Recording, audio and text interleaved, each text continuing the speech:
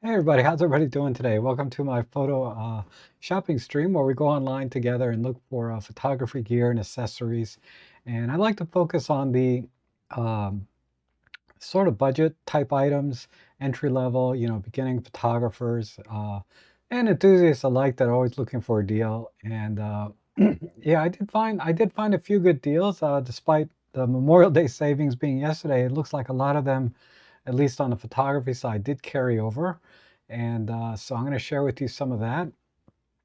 And also, if you're looking for any kind of gear, I can give you, some direction or guidance there to finding a good, decent piece at a good price. I've bought a lot of the things that you see, a lot of the things that I share in the stream, I have actually bought myself, either under the same name or a different brand name. You know how these things go. It's the same thing, it's just badged differently. And one trend I'm noticing is SD cards are, not only have they quadrupled in price, I mean, they're three, four times what they cost, say, 6 months ago, maybe, or at most a year.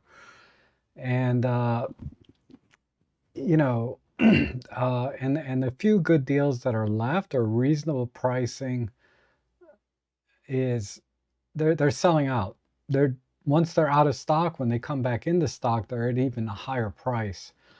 So I tried to cherry pick a few that are still available at they're still elevated prices, but they're not four times what they normally are, right? They're maybe double what they were a year ago.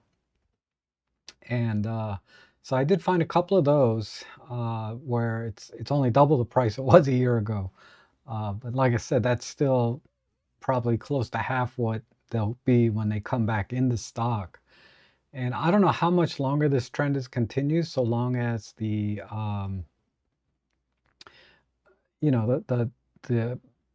companies that fabricate or make these SD cards focus on, their bigger corporate clients, their AI clients. That may continue for a while, unfortunately. I don't see any hint. When it first started, when prices started going up, I was like, oh well, it'll come back down. They always have. But it's been a year. I'm not seeing it budge at all. And a lot of the budget cards that I used to recommend are gone, like the V30 cards, the standard SD cards, uh, that were like $25 for 256 gig. They're gone. And if you can find them, like Samsung is gone. You can't even get their SD cards anymore, at least on Amazon. And like I said, if you do find them, they're quadruple the price.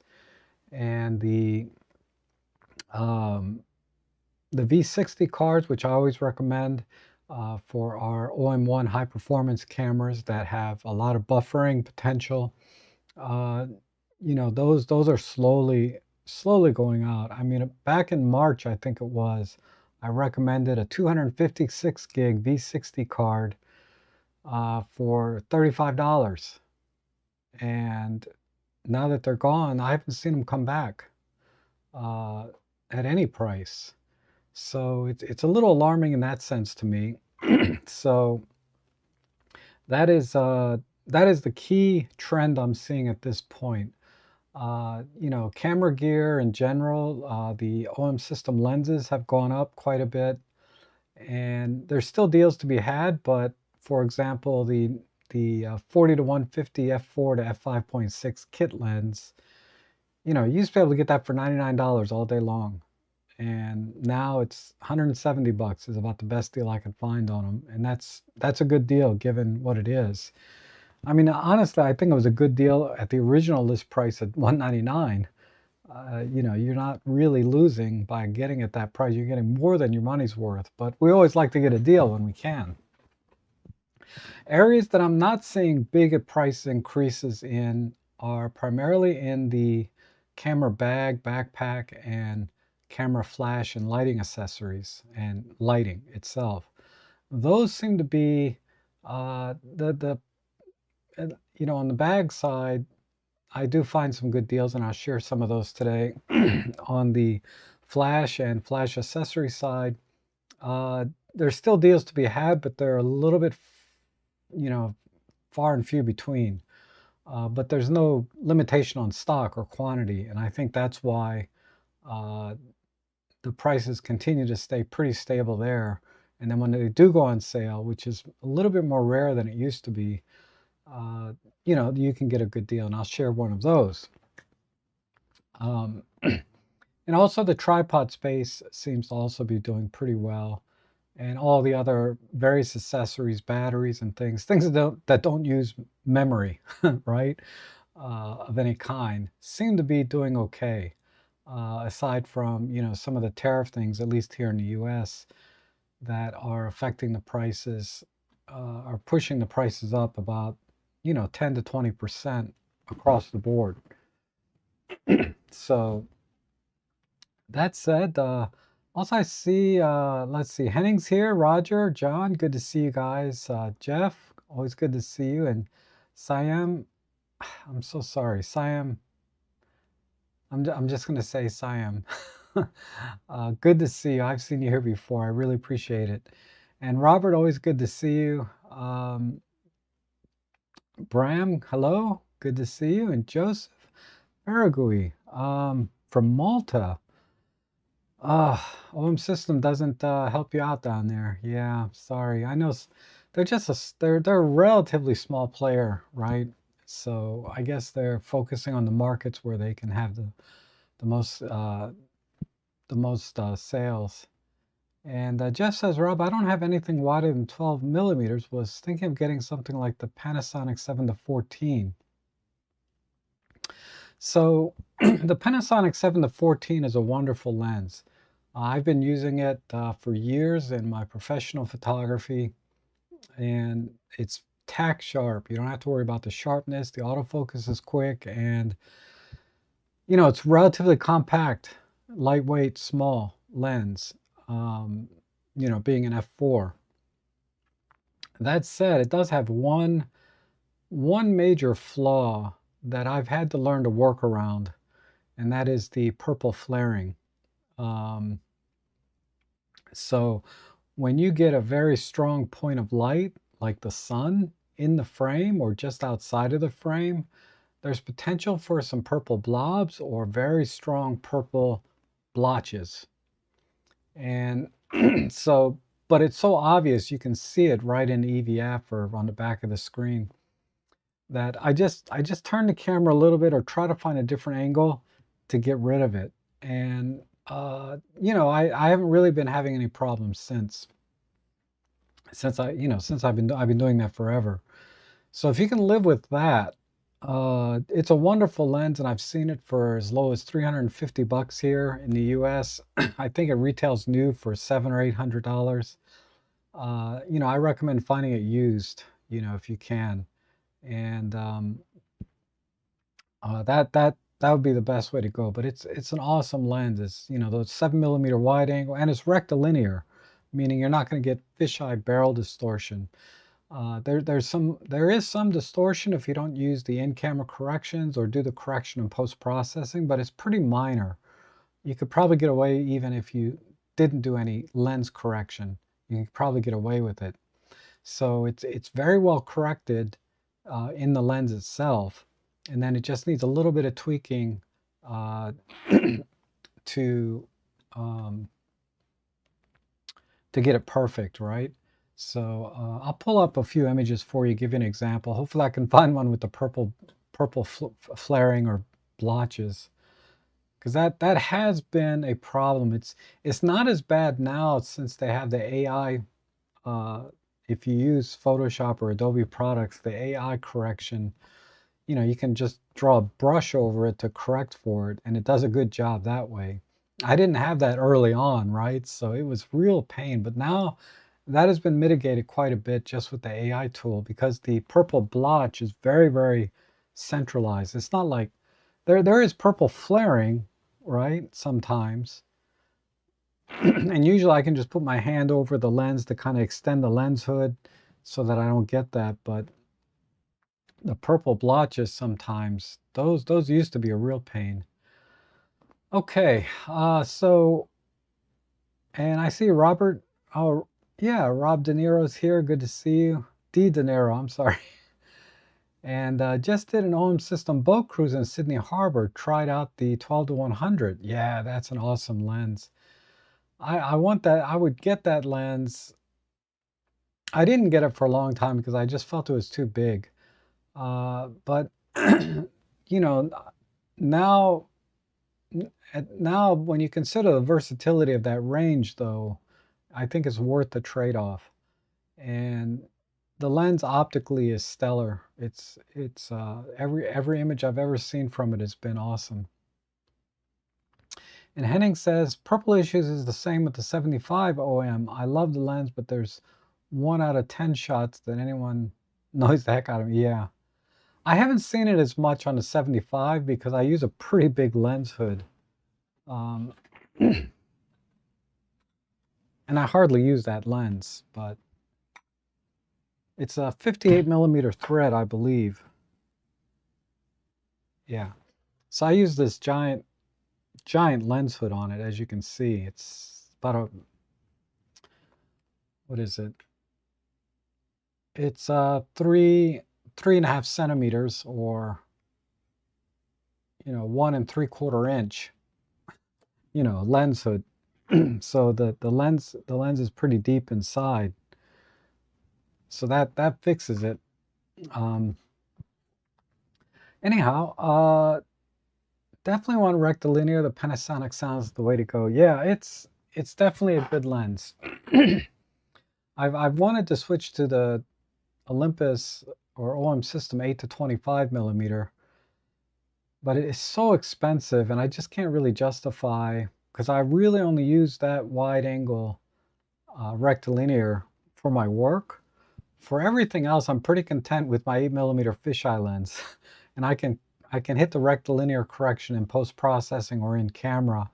If I want the raw, I'll do it in post processing, but you can get a rectilinear JPEG, and it's actually wider than the 7 to 14 millimeter from Panasonic.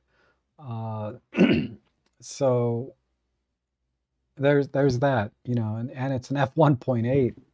But yeah, it's not cheap either, right? It's harder to find a good deal on that lens than the 7 to 14. You could buy two 7 to 14s for the price of one, whether you're buying used or new or however you do the math. Okay, so there should be a link down below, robtrek.com/deals.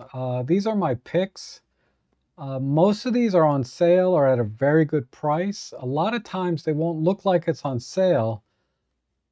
All they did was just lower the price. They didn't actually call it a sale. And there's a couple of deals like that. But I want to start with my headline here. 50% off this bag. Now, I paid about $26 for the exact same bag, and I thought I got a good deal. Because K&F also makes this bag, and they sell it for $33, $34, on a regular basis. The retail is higher than that, but you can regularly get this bag for $33 from K&F. You can usually get the bag from S Zone for $21, and that's usually the sale price. They just mark the retail price up, then they call it a sale at 20. But right now it's actually really, really on sale. And it's a great little bag. You can only get the black one in at this sale price. The gray one is at the regular price.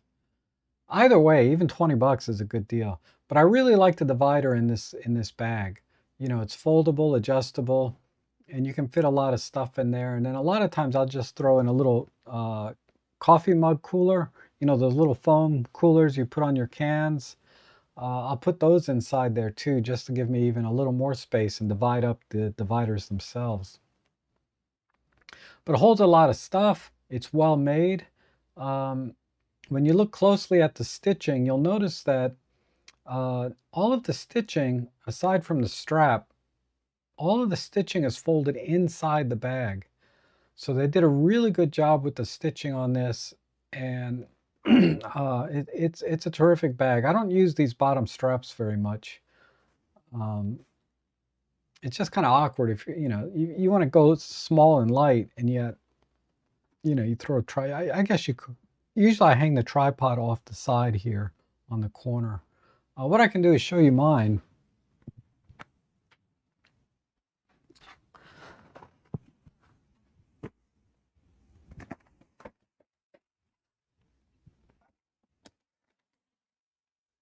It is.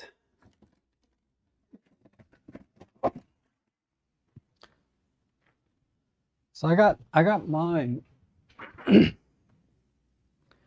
I got mine. This is branded K&F, and I got the gray one. And like I said, I thought I got a good deal at $26. But it's a decent size. It's hard to tell on camera because, these wide angle cameras make the bag look bigger than it is. But yeah, this is a terrific bag. I like the divider so much, I actually took it out of this bag and used it in another one. And then I just put regular dividers in here. Because on the sides are all foam. Or not foam, but cloth. So you can add dividers in here on top of the divider that it comes with if you want to, because you know how small our Micro Four Thirds gear and lenses can be. So yeah, this is a great bag. If I had to give it one criticism is, and this is just by design, is the top opening. If you have a bigger camera, like a full frame Sony camera or something, it is a little awkward to get it in and out of this. You have to kind of hold it wide open to pull it out. But for like my OM3, my OM1, no problem. Camera just pulls right out because they're just physically smaller. But yeah, it's been a great bag for me. I don't use it quite as much as I used to since I got, I forget the name of the company. They sent me one for free, VSGO, which is like, it's $100 bag. And that one's really nice. It's about the most perfect sling bag I've ever used. But this one for $10 is kind of a no-brainer. It's great for putting in your backpack. If your backpack is not a photography backpack, you can put this bag in there. So I got a feeling that once these are gone, the prices, they may not come back or they're going to jack the price up. But it has been pretty consistently up to this point around $20. Okay. So yeah, that's a good deal. This bag here, this bag is, $20, but it's slightly bigger, and this has the bigger opening on the top, so it is easier to get your larger camera and gears and lenses out. So if you need a slightly bigger bag with easier access, this is the way to go. And $20 is, for a messenger bag or, sling bag is awesome. It has a smooth, vinyl-like surface. And not vinyl-like, it's vinyl. People usually say leather-like, but no, it's a vinyl bag. But, you can see the key differences here with this bag. I like the top handle. It's cross-stitched, so that's not going anywhere. That's a really good handle. Nice front zipper for quick access. Usually I'll put my like parking passes and photo permits and things like that in there. And the front part clips closed, right? There's a clip there. So it's not going to just, open up inadvertently the front, and expose the front pocket. So you can clip it so it's a little more secure. The mesh is on the side for stuffing, things in there. But I like that it has a top zipper for like your memory cards and things. And then a rain cover. I never use those things. But this is a really nice, this is a very pragmatic bag. It's very ergonomic. You can only get the green one at this price. So the only thing you'll notice, and it's not as big a deal on this. This also looks like it has straps on the bottom. But you notice the stitching on this is more decorative, right? on the outside, rather than, if you look at the stitching that's actually holding the bag together, is all folded inside the bag. So it's just a better design. If I had to give this bag one criticism, is I prefer my strap to be sewn into the bag itself. That's just a personal preference. This bag has these, hook loop or carabiner style hooks in them. So you can always change the strap if you want, if you don't like this one. But you'll notice that the buckle connecting the strap and the carabiner itself are plastic. So I've never had a plastic buckle break on me, but just keep that in mind when you're using this bag. You can always replace the strap, right? You can even replace the buckle itself. They sell the buckle carabiner styles separately that are all metal if you want. But at that point, you might as well just buy the bag that has it already. Okay, of course, the advantage of the plastic is it's quieter. The other thing is you'll notice that the zippers have the little tabs on them, so they're easier to open and close. I like that. That's a nice little touch. But yeah, it's a great bag for 20 bucks, a little bit bigger than the one we looked at. And then Mosisu, this is a $17 bag. A little bit different style, but about the same capacity as the two that we just looked at. The main difference is really in how to access the cameras. So this one's designed to be carried more on your back, right? As you're walking around, sling bag, just like the first one we saw. But, it fits comfortably on the side as well. But what I like about this bag, say, versus the very first one we looked at, is how it opens up. The zipper goes all the way around to the sides. Sorry, one second.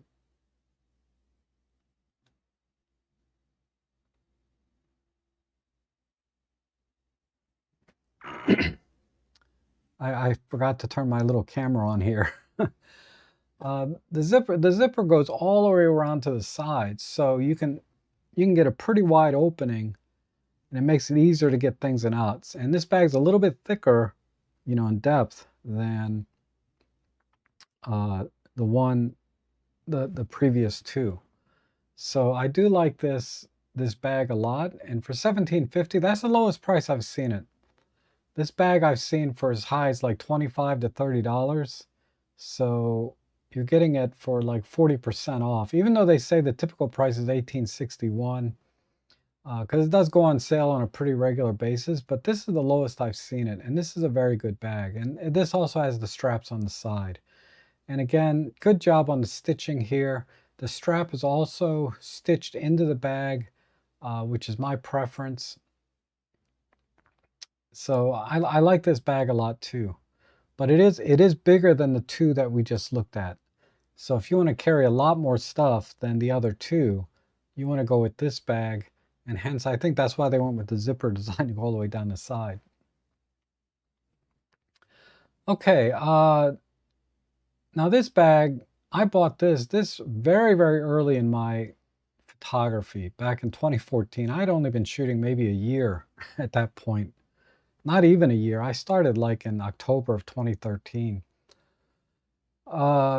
This is an extremely popular bag. It's been out forever, and this is less than what I paid for it myself, back in 2014. So, amazing, amazing value. This bag is very deep. And what I like about it, it has a lot of dividers in there. So it's perfect for the Micro Four Thirds gear. So if you like this style bag, this is pretty good. The only criticism I'll give it is not very tall. So, like I could fit my 75 to 300 in there, but I have a pretty thick lens hood on it, so it's a little bit tight in terms of height for taller lenses. You're certainly not going to fit a 40 to 150 f2.8 vertical.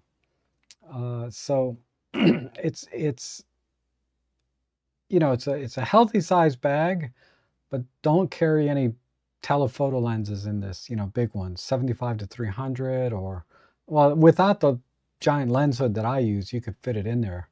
But that's the only thing you have to think about. Flashes, you know, larger flashes, will be have to fold it down.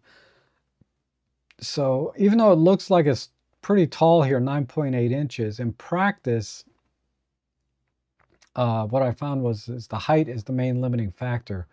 The things I like about this bag are the side pockets. They're zippered. They're not like that mesh. Because how often do you carry a drink with you, right? When you're out. I've carried a water bottle inside the bag before, but uh, I like the zippered side pockets. They make it really easy to access things without having to open up the bag. You also have a fully zippered front pocket with some dividers in there and a mesh. And there's also a pocket. I don't know if they have a good picture of it. They don't. But in the top of the cover, there's another meshed zippered pocket up in here. So it's very, very versatile in terms, you know, just tons of places to stuff things, right? Everywhere.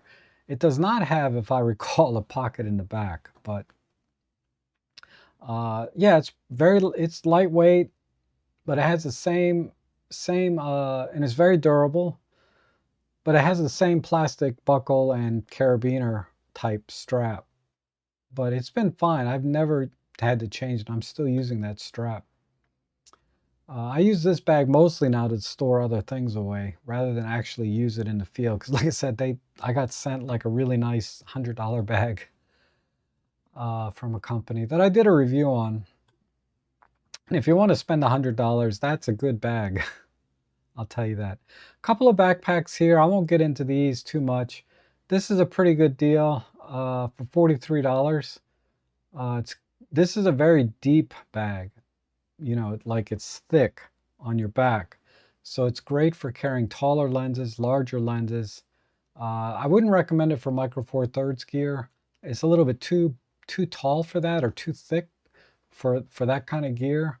And you're going to end up stacking things, or things are going to be moving around too much inside the bag. But uh, for carrying larger gear, like larger flashes and full frame DSLRs, you know, this is ideal for DSLR type carrying. All right, so I'll pause here and then we'll talk about these memory cards, but I did see a couple of questions come in. And Kevin is here. Hello, Kevin. I got your email for Happy Memorial Day. Thank you for that. And KF says, I have an OM5 with a 14-150 and wish to have more reach. Prices are high on longer lenses. I'm debating a 2X or used APS-C or full frame lens with converter or something. Okay, so I would not do that. Generally, 2X teleconverters, if you get the one from Olympus, it's not going to work with the 14-150. Even if it did, the lens is like an f5.6 on a long end, and you're going to be at like f11 or something, and it's not worth it. They have the other 2X converters sometimes that screw on the front. Those are crap. You know, and then trying to adapt an APS-C or full frame lens, you're going to lose autofocus basically. They do have autofocus adapters, I believe, and even if they do exist, the price of that plus whatever lens you're going to get is going to be more than if you just bought a native Micro Four Thirds lens to begin with. So right now the 75 to 300 is on sale for $449 brand new. You can usually find them used for a little less than that. But at $449, I would just buy brand new because I paid $400 for mine and it was a used one. You can get a brand new one for $449. So, and that lens is amazing. It really is. I'll just show you a couple of examples. My regular viewers have seen these pictures probably a dozen times already, but um,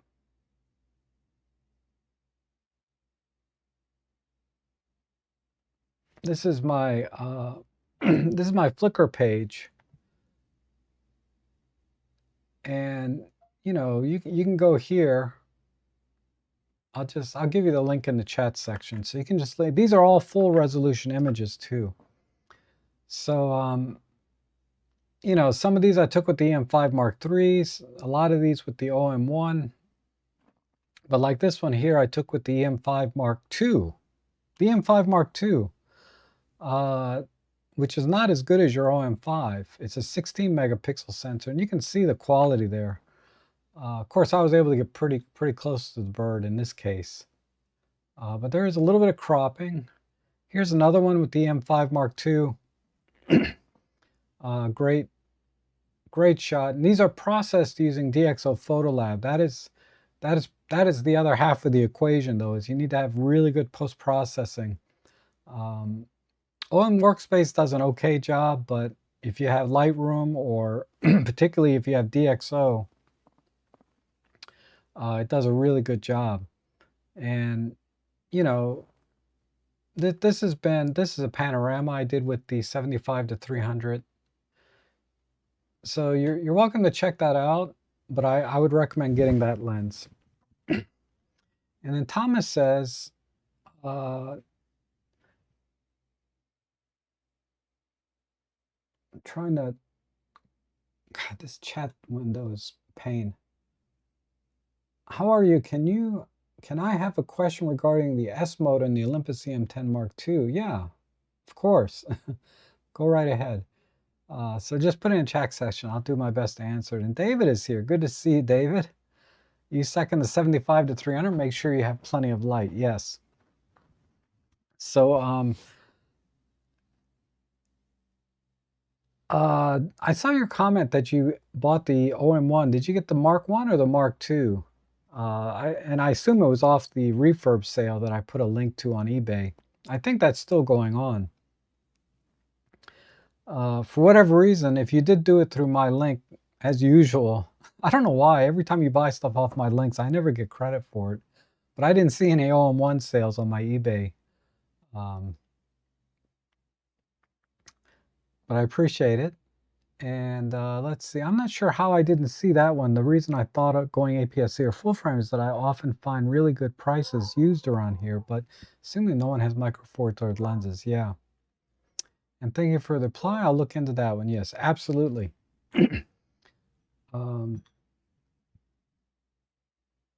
Okay. Let's go back. I'm going to talk about, oh, this is a good deal. 50% off an air blower. You know, everybody needs an air blower, whether it's a manual one like this. I have electric air blowers myself. But you get the air blower and a lens cloth for $7. That's hard to beat. Okay, so a pair of Lexar 128 V60 cards. This is a match set, perfect to go into your OM1, EM1 cameras. They're V60, so they're not going to hinder your buffer. They're going to maximize your buffer performance.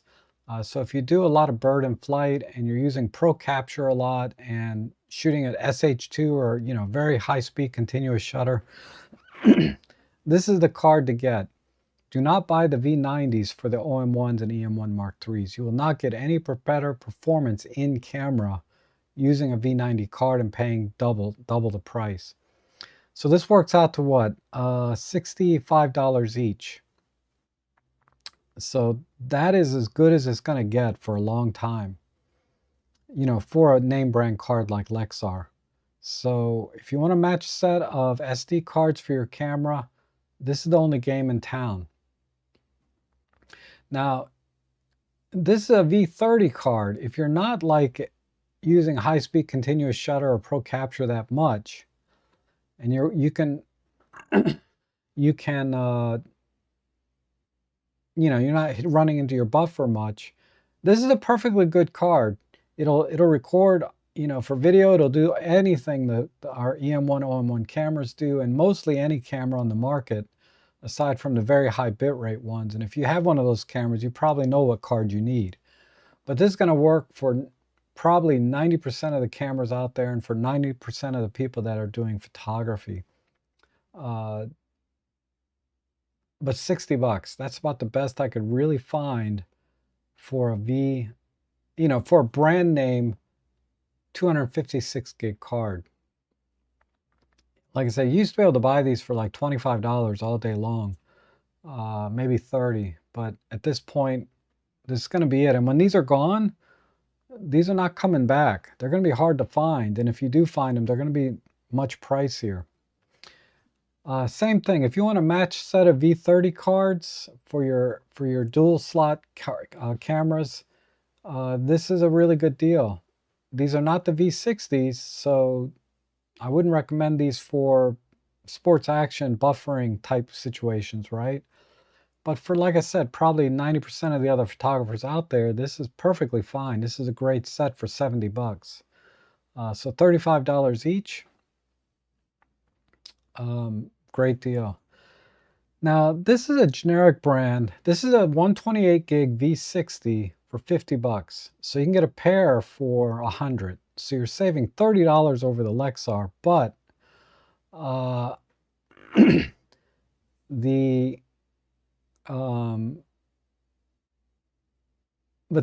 this card has been on there for a long time, on Amazon for a long time, and it's got good reviews. The few bad reviews on it are what you see on every SD card, including name brand ones. You know, the card died after 6 months. If you look at any name brand card, you'll get the same reviews, negative reviews. So those are a little bit harder to gauge, but I have a pretty high confidence. This is not one that I've bought personally, but I have a pretty high confidence this will be perfectly fine and work well, especially for 50 bucks to get a V60 card. And then as far as V90 cards go, this is one of the last remaining V90 cards at this price. Most of them are much more expensive. So if you need a V90 card, like the GH7, the new L10 from Panasonic have very high bit rate video, you have to use a V90 card. The Sony a6700 has a very high bit rate video. If you do video, if you don't do video, forget it. But if you do video, this is the card that you need if you do the high bit rate video.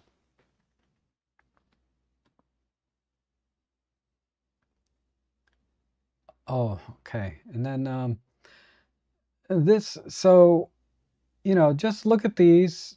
You can't go wrong with any of these cards. Just what is your budget and use case? Sports action photography, get these Lexars.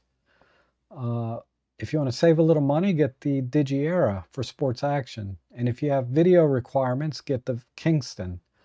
Otherwise, I think 90% of you can live in this space here of these two PNY cards.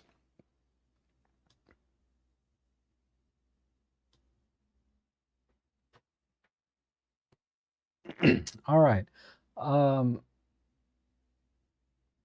Here's the only good flash deal I could find. The newer Z2 for Nikon, I believe. Oh, no, I'm sorry, Fujifilm. This is a killer deal. Killer deal. So if you need a good on-camera flash, if you want to do macro photography, and of course portrait, this will put you into the newer flash system. So you'll need to get compatible triggers if you want to buy additional flashes and use them off camera. But newer typically is 30 to 50% less in price than Godox, and I believe really every bit as good, right? Now, when I started my flash photography, I started with Godox basically, and that was the only game in town that worked with Olympus at the time. So I'm pretty well invested into Godox. But if I had to start over again, I would seriously consider this brand for my flash photography. And, if you don't have a Fujifilm camera, this flash will work on any camera in manual mode, okay? Because even if you buy this for, say, a Nikon, Canon, Olympus camera, even though it's made for Fuji, you can use this on your other branded camera in manual mode within the flash sync speed, so you're not going to get high speed sync, you're not going to get TTL. But for 110 bucks, uh, you're getting a very powerful flash that uses a lithium-ion battery and a new interface. This is a no-brainer with respect to why buy a manual non-TTL flash when you can get this one with a lithium-ion battery for the same price. So if you want to add a second flash or get a flash for your camera, I think this Fujifilm version is fine for any camera brand, given those caveats at this price point. But if you have a Fujifilm, all the better. This is a killer deal if you have Fuji. Killer deal. Because if we look at, for example,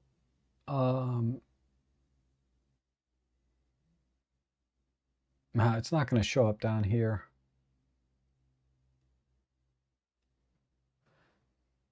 But trust me, this is a good deal no matter how you slice it, whether you're a Fujifilm shooter or not. All right, and then there's some miscellaneous accessories that are cheap. If you have an A6700, you can get a silicone case for $6, a leather half case for the Fujifilm X100VI for $8.31, and a bottom plate for your Sony a7C II or a7CR for $5.69. I recommend a bottom plate for every camera. I know it adds a little bit of bulk, but the versatility and the protection that you get when you add one of these is definitely worth it. It's worth the trade-off in adding a little bulk to the camera. And also, when you set your camera down, it's balanced, etc., etc. So these are kind of oddballs, but they were good deals. And then in the tripod space, I found one here, $28.99, 74-inch. It's a monopod, it's a tripod, it has a metal ball head. You can do way worse than this for $28.99. You can get a plastic piece of aluminum crap and pay more than this. This, at least, if you're on a very tight budget, or you just want a backup tripod to keep in the trunk of your car in case you forget to bring your good one, $28.99. Okay, I spent double that on a tank of gas the other day.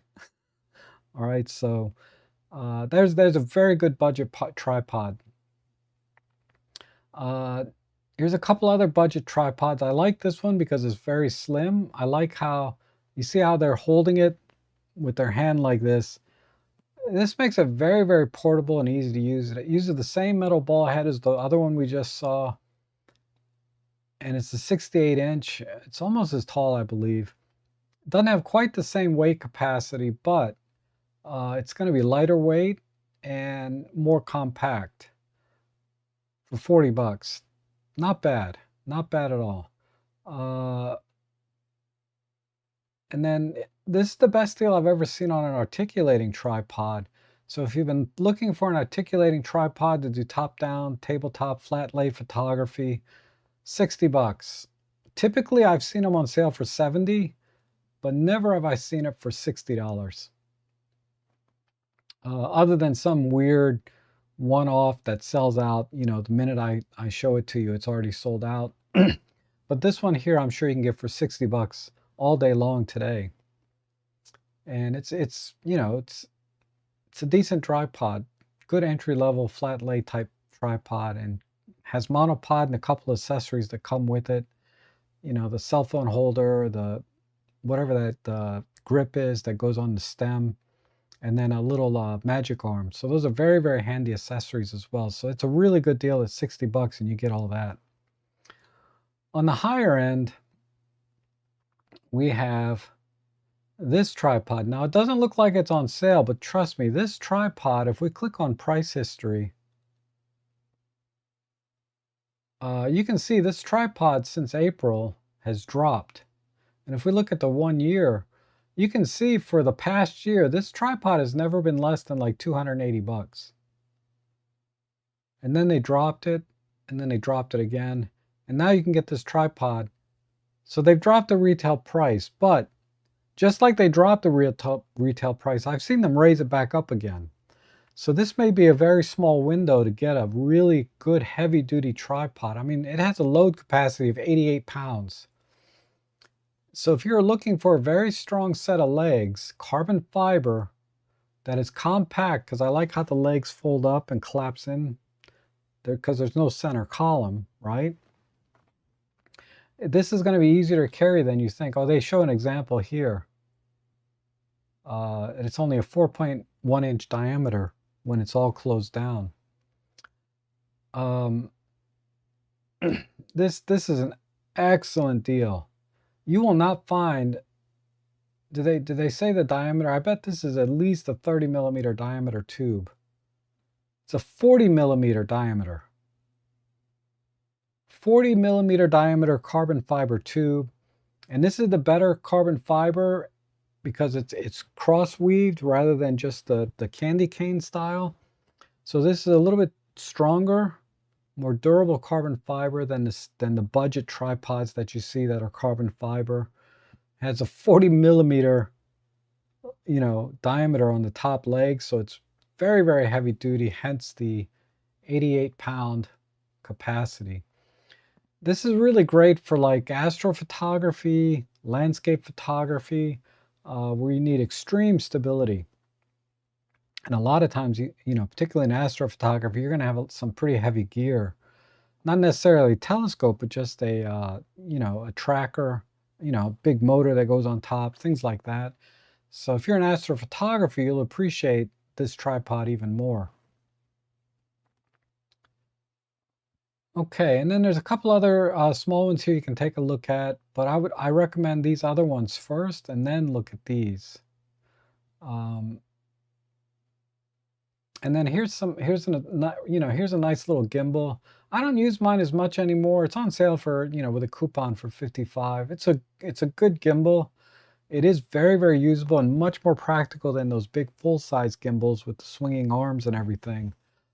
The reason I don't use mine so much anymore is because my setup with OM system is pretty lightweight. I'm pretty comfortable just carrying it over my shoulder anyway, and I'm much more reactive to birds in flight when I can just freehand it, right? But that said, if I had the 150 to 600 lens, the big honkin' lens, or a full frame camera system, I would definitely be using this a lot more. Because the handhold a big heavy lens setup is not it's not fun. And you can get great video with this. If I were doing video with my bird photography, I would definitely use this because it'll give you that smooth gimbal action without all the jumping and jittering that you get if you're trying to handhold and record video. Because you're at telephoto focal lengths, the image stabilization is just going to bounce around when you're tracking a bird. So I like that. And then here's a full frame 14 millimeter f2.8 lens for Sony. Let's see, Leica L mount and Nikon Z mount are all on sale for $209. This is a really good deal. This is a decent lens. I think I've tested this lens before. Decent lens, very fast aperture, really wide field of view for full frame cameras. So if you're into astrophotography, like doing Milky Way type shots, wide field astro, this is a really good lens for that. And it's on sale for like $100 less than it normally is. Here's a 58 millimeter 6-stop ND filter for $8. I'm a big proponent of ND filters and polarizers. Every photographer should have these. And the 58 millimeter focal thread size is on sale. Very common, like I just showed, the 75 millimeter lens uses a 58 millimeter thread. My 12 to 45 f4 Pro uses the 58 millimeter thread. My 40 to 150 f4 to 5.6 kit lens uses a 58 millimeter thread. So this is a very common thread in the Micro Four Thirds world. And this is a great price for a 6-stop ND filter. So that'll allow you to do long exposure photography. And you can use this in combination with the live ND features that some of our cameras have for even longer exposures. So I highly recommend this for $8. And here's some battery packs on sale. You can get a couple of batteries for this is I believe this is the Fujifilm. You get 2 Fujifilm batteries and a charger for $18. Now, these are not going to last as long as your OEM original batteries, but the charger alone is very convenient to have. I keep a couple in my car at all times, and this one's nice, small, and compact. And charging 2 batteries at the same time, it's just for convenience, but great charger and a couple of spares for cheap. And this one here, now this one is for what? This is also Fujifilm. What's a little deceiving about this is that this is not only a charger, but it's also a power bank. I believe the power bank is 12,000 milliamps. But it can effectively charge 2 batteries, bring them to full charge, all on its own, assuming that the power bank is fully charged. So you can go out in the field with a fully charged power bank and 2 fully charged batteries.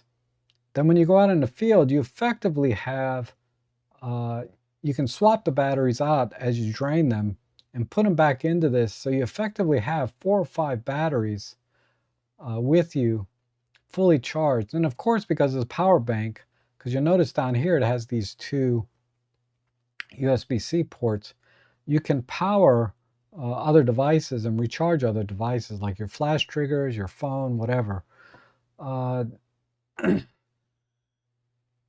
Yeah, this sells for $100 all day long, but this one on sale. If you have Fujifilm, this is a really good deal. It is a little bulky. It's not a small device, okay, but it charges quickly. The batteries is a fast charger, 18 watts, and the lid snaps closed, so it doesn't open inadvertently. So it's a great way to carry your batteries with you without worrying them, touching each other and exploding, that kind of thing, right? So that's a great charger for $58.49. And then here's a generic version. Well, they're all generics, right? But this one here from Artman for $33. This is for your smaller Canon batteries, R100, R50, my R8. This is a nice fast charger. This does not have a power bank. So you have to have this thing plugged in to charge your batteries, which is what we're used to. But yeah, this is a great charger. And also has a lid. The lid does not snap closed. It may be magnetic. It doesn't look like it. But you have a lid there so you can travel with this pretty easily if you need to safely carry your batteries and then charge them 2 at a time while you're traveling. And then here are all the Olympus lenses on sale. Here's the $499. I thought it was $449. Okay, so $500 for this. Still worth it, in my opinion, even at this price point.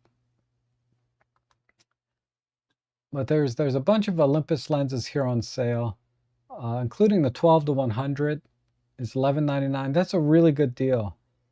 $500 off. That's off the new higher retail price, but this is the best we can do these days, right? Here's another nice wide angle, but this is a fisheye lens, so you will get some fisheye barrel distortion. It's available for Micro Four Thirds. There's a 10% coupon here, potentially. So you can get this for like $125. Nice wide angle lens. I've used this lens before. It's pretty good. I like this lens also. The circular fisheye, also f2.8. You can get some great images with this. I've talked about this lens many times in my streams. If you buy this lens, you'll have a lot of fun with it. And then one last thing, and I mentioned this one last week, is mine finally came in. I don't know if I showed it to you guys, but I I had a bad thing happen to me the other day. I'll tell you what it is in a minute, but it's just this, right? They're just clear. I left the plastic on it. You can peel off the plastic film on these.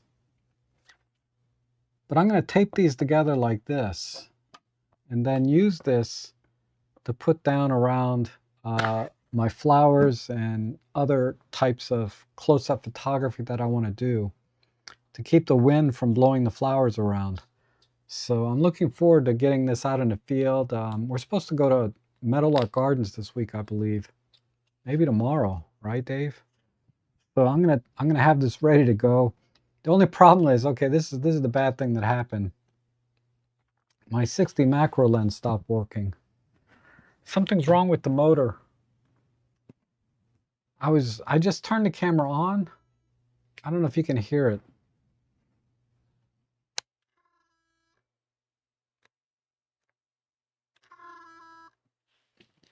But yeah, the lens won't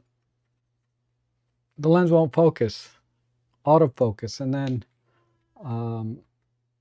I get this error on the screen.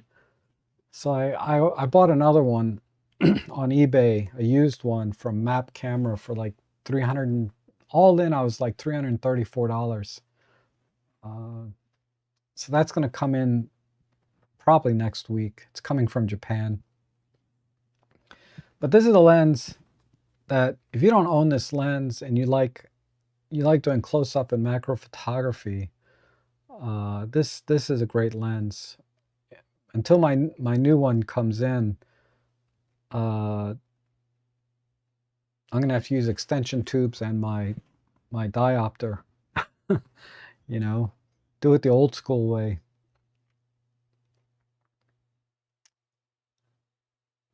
The next day, they had it for 20%. Yeah, oh, you didn't get the 20% off. Man, that sucks. Because it was like 760 bucks. But if you can't get it, might as well be $1 million, or might as well be $1. Yeah, we have all one Mark ones for $1, but we're sold out, right? And add the Flickr link to your YouTube page too, please. Chat is not available after the live ends. Okay.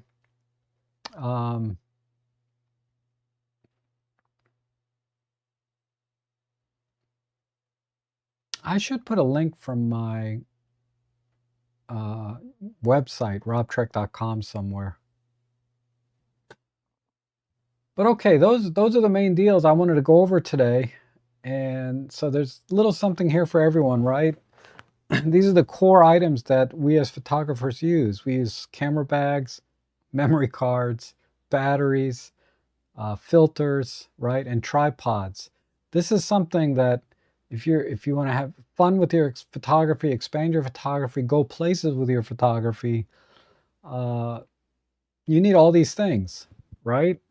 And flash, I always recommend. There's a really good deal on that flash I showed. So actually, a lot of good deals today. A lot of good deals. I'd say the bag, the newer flash, and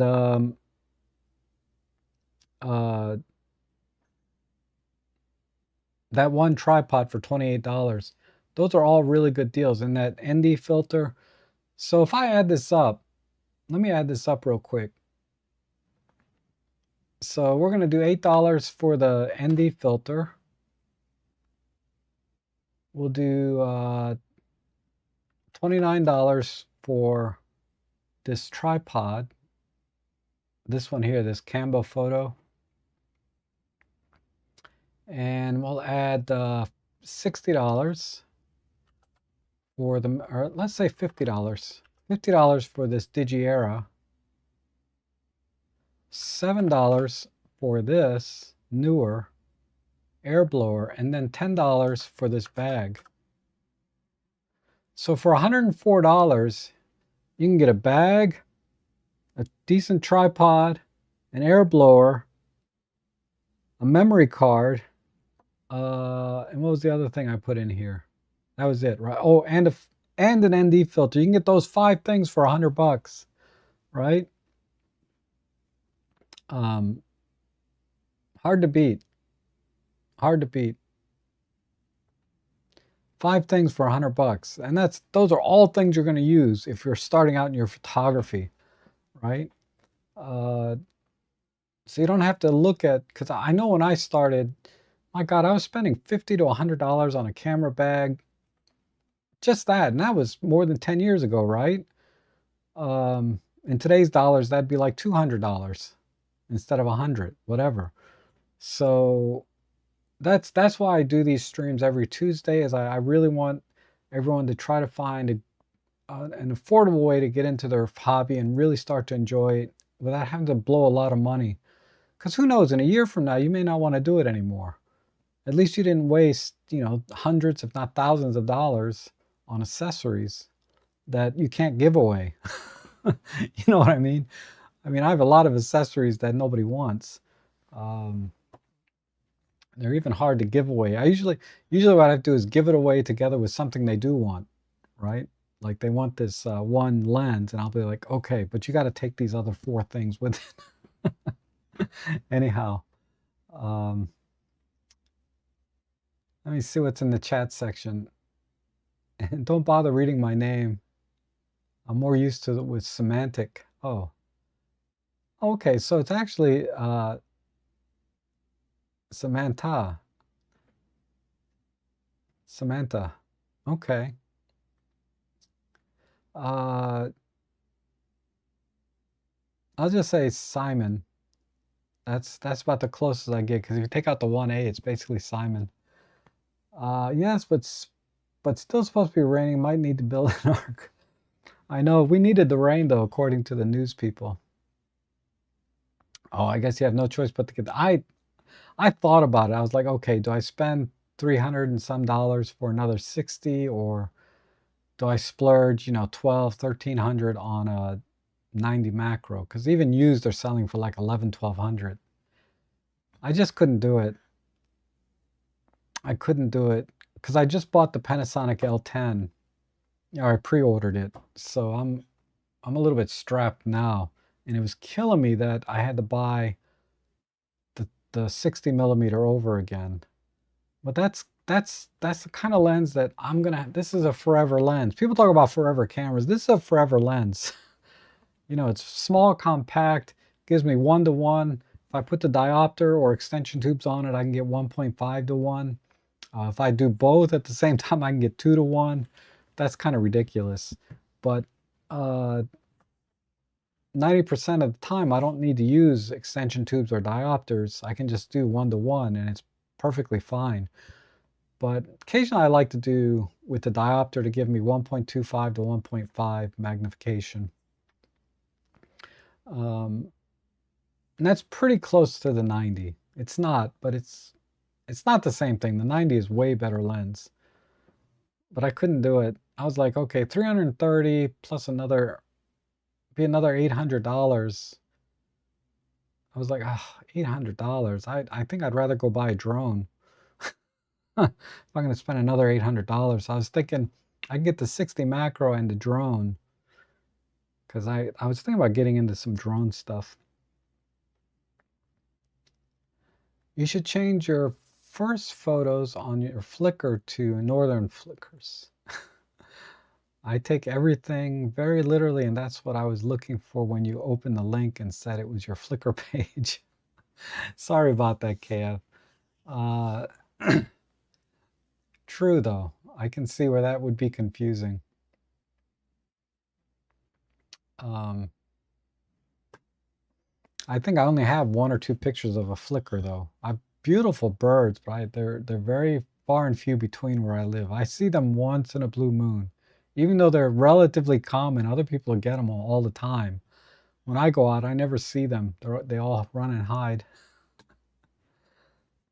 All right. Any other questions or in the chat? There was something about a shutter button question earlier. Hopefully I didn't miss that.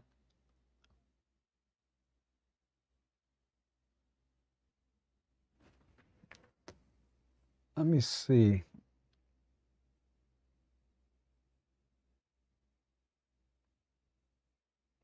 Where was that question about EM10 Mark II? I thought about the shutter mode, shutter priority mode, I think.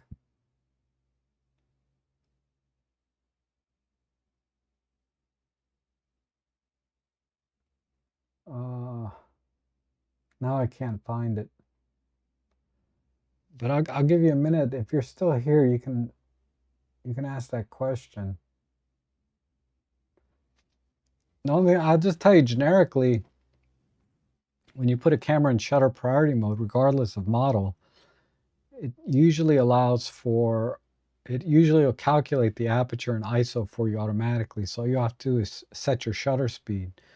For most shots, you want to double your shutter speed versus the focal length. So if you have your 25 millimeter lens on your micro four thirds camera, you want to set your shutter speed to 1/50th of a second.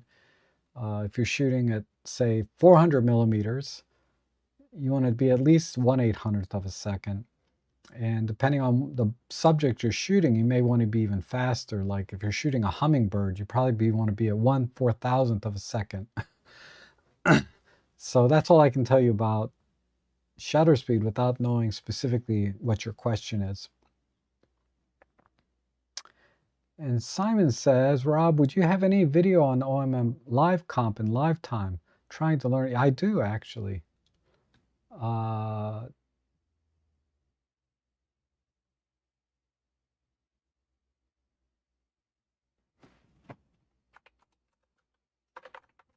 It's a little older video, but the principles still apply.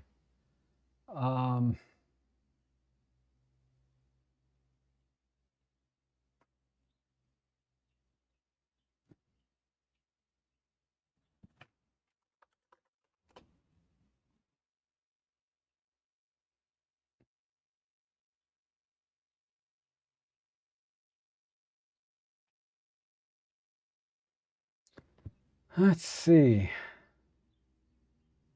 So if you go to my channel and you do the search thing and you type in live comp, this is the video you want to watch, episode 55. That's a really good video on, it's really old, 8 years ago, but it doesn't matter. It's all, everything I show in that video still applies. Just getting to the menu, where it is in the menu, depending on which camera you have, might be different, but nothing's changed. And then this is a pretty good video here.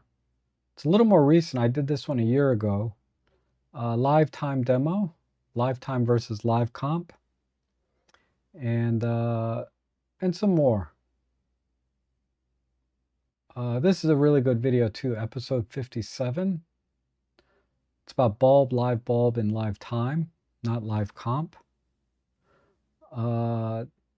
So you can check all these out. So just type in live comp in the search on my channel, and these will come up.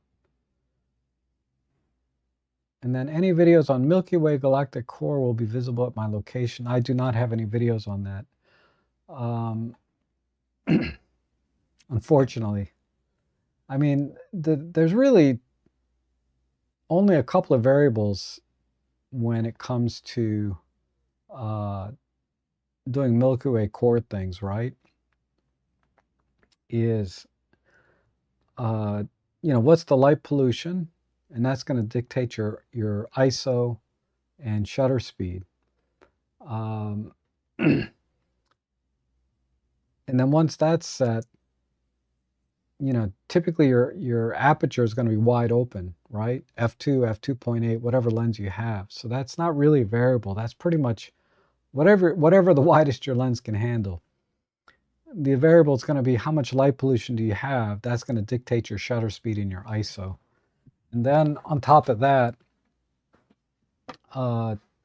typically, you want to divide your focal length by like 500. So if you're shooting with a 10 millimeter lens, how does that rule work again? It's the 500 rule.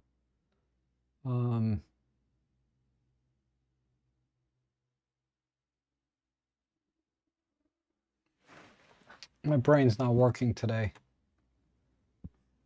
But you probably already know what I'm talking about, right? The 500 rule for astrophotography. Otherwise, you can kind of Google it. But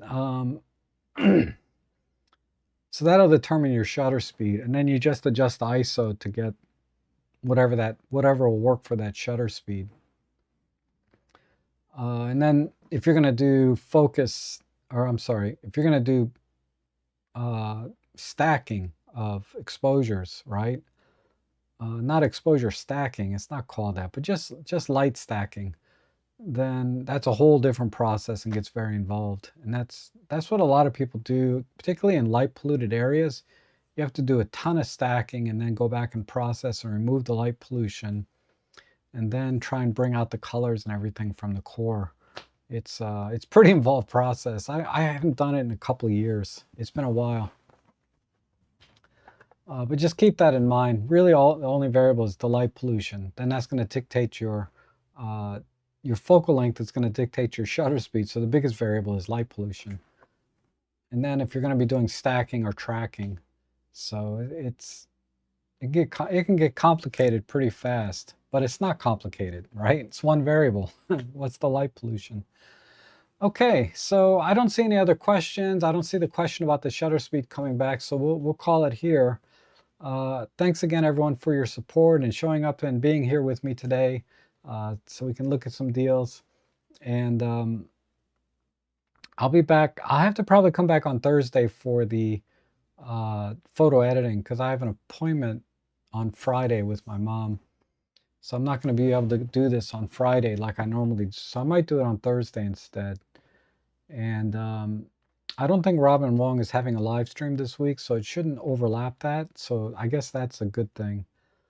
And that's it. So you guys have a great day. Try to do that every day. You'll have a good life. Eat healthy and exercise. I want you guys all to be with me a long time.